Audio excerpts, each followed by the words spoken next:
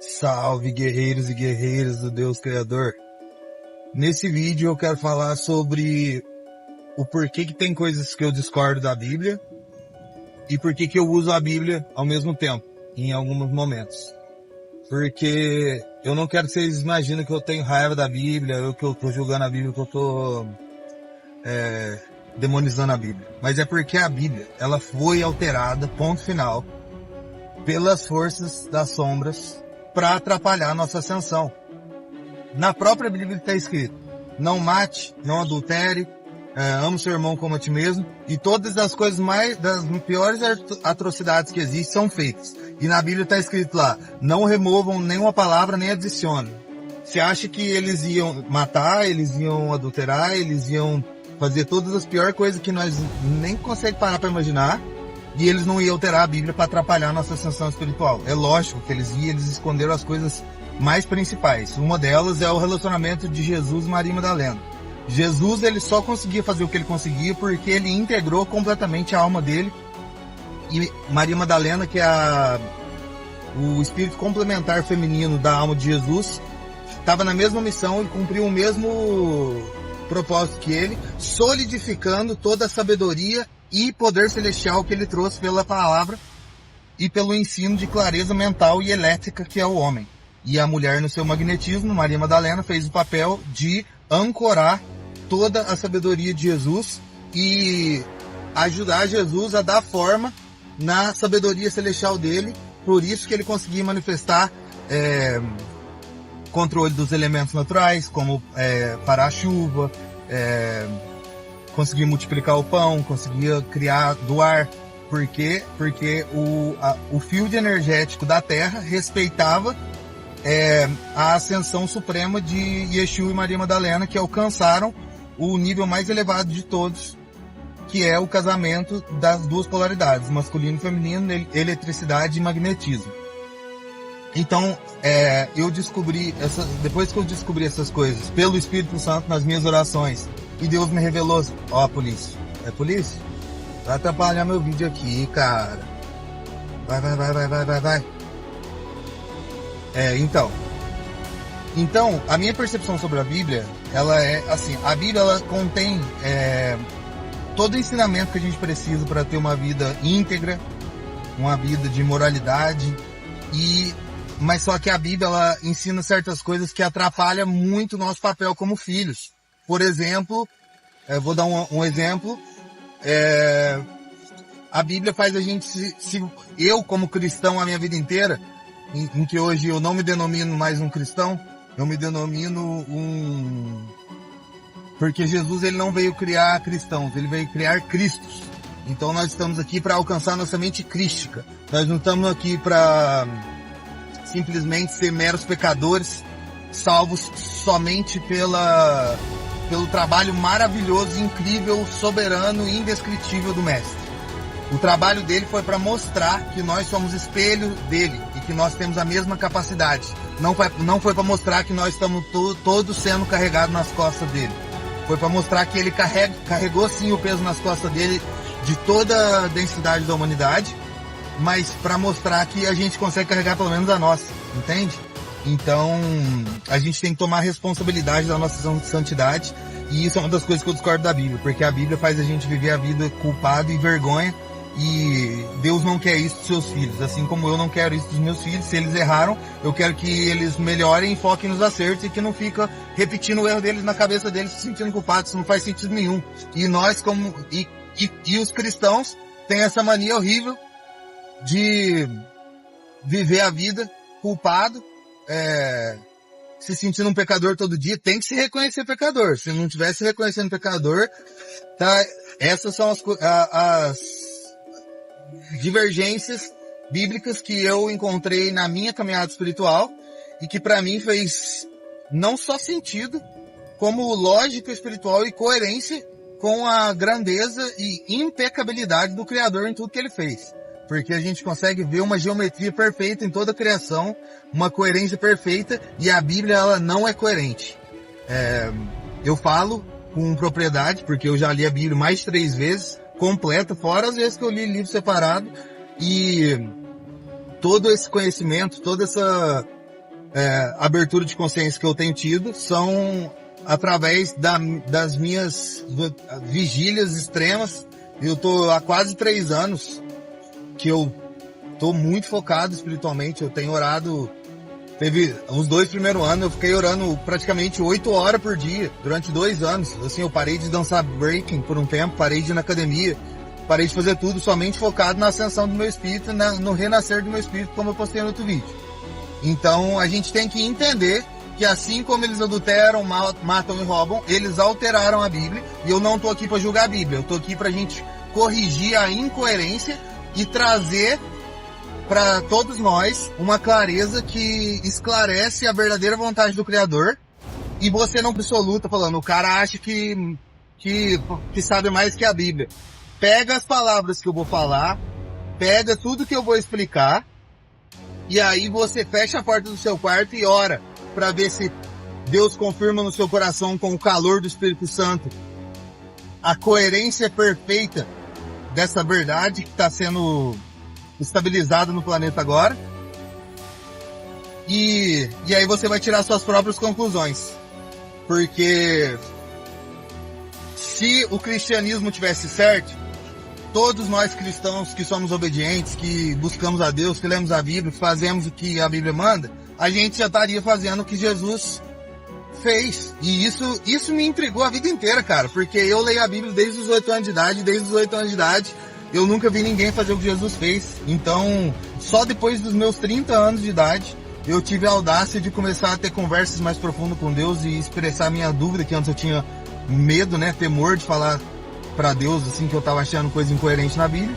E quando eu tive essa coragem, eu comecei a entrar num novo level de compreensão, porque não faz sentido a gente seguir um mestre e a gente não fazer o que esse mestre ensinou. Isso, na verdade, é um desrespeito com Jesus, porque um bom mestre faz outros mestres. Então, se a gente não está alcançando o nível dele, alguma coisa está errada. E, na verdade, é esse conhecimento minimalizado que foi feito o processo canônico da Bíblia, uma rainha lá, 500 anos depois de Jesus, que mudou tudo sobre encarnação. Os cristãos hoje em dia não acreditam mais em encarnação, que ninguém volta na Terra pro processo de evolução de alma.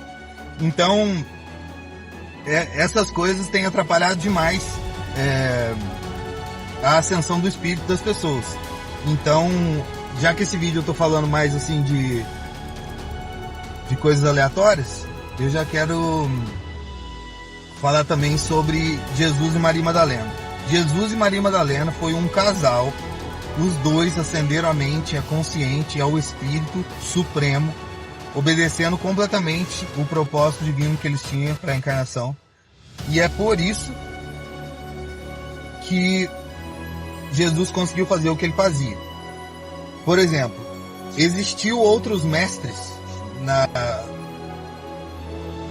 na linha do tempo da Terra, de Adão até agora, que alcançaram a ascensão mental como Jesus alcançou, mas eles não conseguiam operar milagres porque eles não conseguiram passar aquilo para a alma metade deles. Por quê? O desafio se fosse o homem fosse acender a mente dele na clareza mental espiritual sozinho e já conseguir os poderes que Jesus Cristo tinha, seria fácil.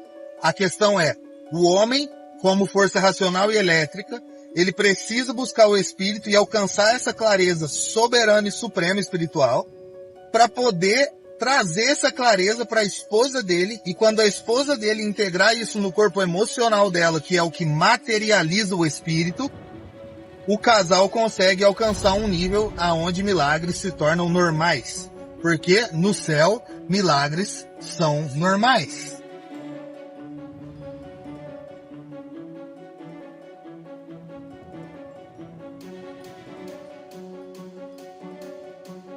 Perdi a concentração. No céu, milagres são normais. Aqui na Terra, quando a gente nasceu e a gente perdeu a nossa consciência divina, e a gente começou a viver os programas escritos pelos anjos caídos, que querem ficar sendo obsessor das suas emoções para manter o reino de sombra deles, que é a única forma deles manter esse reino de sombras, drenando a sua emoção desgastada, que justamente os cristãos é um prato cheio pro inimigo, porque vive a vida reclamando do pecado e se sentindo um pecador que não tem direito a nada e que só o sangue de Jesus que deu o direito. O sangue de Jesus foi a coisa mais valiosa e o amor de Deus expresso na cruz para os filhos entender que ainda que o pecado foi cometido, assim como os cristãos sabem, o sangue de Jesus cobriria para que você mudasse o seu comportamento, para que você renovasse o seu espírito. Mas a partir do momento em que você começa a renovar o seu espírito, a partir do momento em que você começa a desenvolver a sua clareza espiritual, Deus ele não está olhando para você mais só através do sangue de Cristo. O sangue de Cristo foi a porta para você entender o amor de Deus, para te buscar de volta. E aí, depois que você começa a operar na sua própria santidade, o próprio Jesus quer ver você na sua autenticidade, desenvolver a sua espiritualidade e mostrar para ele que você aprendeu com o mestre e se tornar um mestre. Então, não é sobre ficar encostado no sangue de Jesus na sua jornada inteira.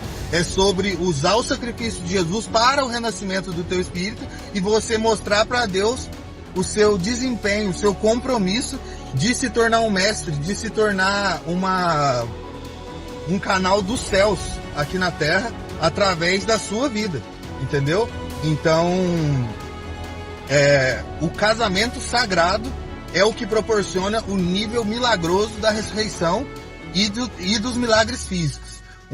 Uma pessoa pode alcançar, assim, a ascensão mental e não operar nenhum milagre. Por quê? Porque ela tem toda a clareza espiritual, mas se ele não conseguiu integrar todo esse conhecimento na esposa, e a esposa conseguiu trazer todo o alívio celestial para o corpo sentimental e emocional dela, a clareza espiritual fica só na mente. E o plano mental, ele é 5D e ele não consegue solidificar no plano tridimensional da Terra.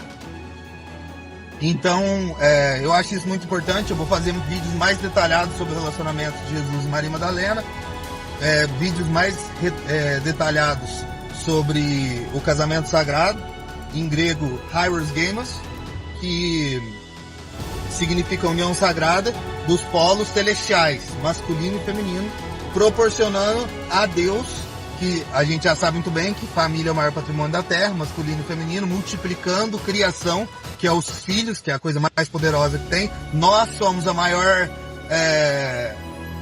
tesouro de Deus, como filhos dele, e os nossos filhos são os nossos maiores tesouros.